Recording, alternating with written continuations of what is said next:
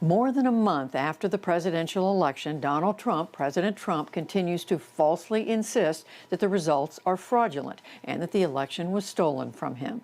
In the echoes of this moment, some immigrants hear the political turmoil they fled in their own countries. Yamiche is back with that story. Noor Jahan Akbar has known conflict most of her life. She was just 3 months old when Soviet Union troops withdrew from her home country of Afghanistan. When she turned 6, the Taliban took power. Her family escaped their harsh rule for Pakistan and a chance at an education. Akbar moved to the U.S. permanently in 2014, but she says in the echoes of President Trump and his administration, she hears the turmoil she and her family fled in her home country. None of these are signs of a democratic leader. These are all signs of an autocrat who is drunk on power and doesn't have people around him who would call him out. The transition to the Biden White House has begun, but more than a month after the election, President Donald Trump continues to falsely insist he won and that there was widespread voter fraud. We've never lost an election. We're winning this election. Earlier this month, the president repeated false claims at a rally in Georgia. They cheated and they rigged our presidential election, but we will still win it. We will still win it. There is no evidence of widespread voter fraud in any state. President Trump lost the election, and it wasn't close, either in electoral or popular vote terms. But some Trump supporters continue to protest the election results.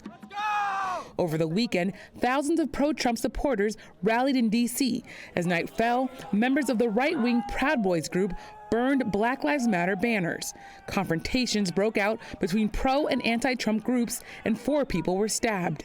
Akbar says the world is watching America, including Afghans abroad. They are all too familiar with actual fraudulent elections, as in 2014, when then Secretary of State John Kerry mediated the disputed outcome. Who is most impacted when democracy becomes shaky? Who is most impacted when this idea that your vote doesn't matter becomes a common belief and becomes a tool for voter suppression? That only hurts the most marginalized people. Marginalized people like Francois Pierre-Louis's family when they landed in 1970s New York City. After growing up in Haiti, suppression was all Pierre-Louis and his siblings knew. For 14 years, the country's leader, Francois Papa-Doc Duvalier, jailed and killed his critics.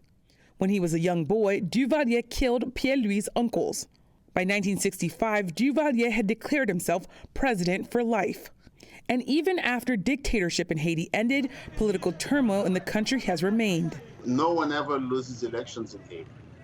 And if you tell them they lose, they arm their gangs, they go around shooting everybody, burn down homes, burn down offices, burn down electoral offices, so that they can intimidate people, and finally they're self-declared, winners. What happens is that when you have people already buying into the news that the President Trump won, even though he didn't win the elections, and he has all these people out there, mobilizing for him, and these people are armed. They're threatening people. Sooner or later, they can go out there and start violence, and then eventually people will be afraid. Pierre-Louis said he hopes the U.S. has strong government institutions and officials who will guard against such lawlessness. Indeed, of the dozens of lawsuits President Trump and other Republicans have filed to contest the election results, not one has found any evidence of fraud. And key Republican state officials continue to push back on the president's rhetoric. In Arizona, GOP Governor Doug Ducey tweeted the state followed the rules and has some of the strongest election laws in the country. Still, Pierre-Louis says Americans need to pay attention and understand that democracies can die. The American public doesn't understand that democracy is a fragile system that can wither away if you don't take care of it. Look, the U.S. is the beacon. And once that light is turned off, it's going to take a long time for something else to appear. Infectious disease doctor Nada Fadul knows what it means for a democracy to slip away. She grew up in Sudan and saw a democratically elected leader overthrown by military officer Omar al-Bashir, who then ruled for 30 years.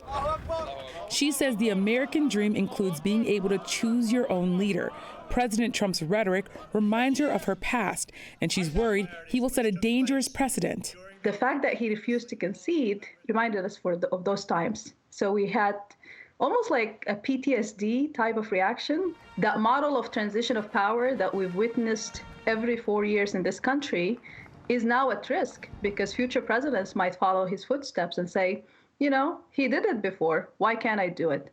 Marina Kavalovskaya fled her native Belarus in 2012. The human rights lawyer worked in a land with no rule of law, and the government of Europe's so-called last dictator threatened her.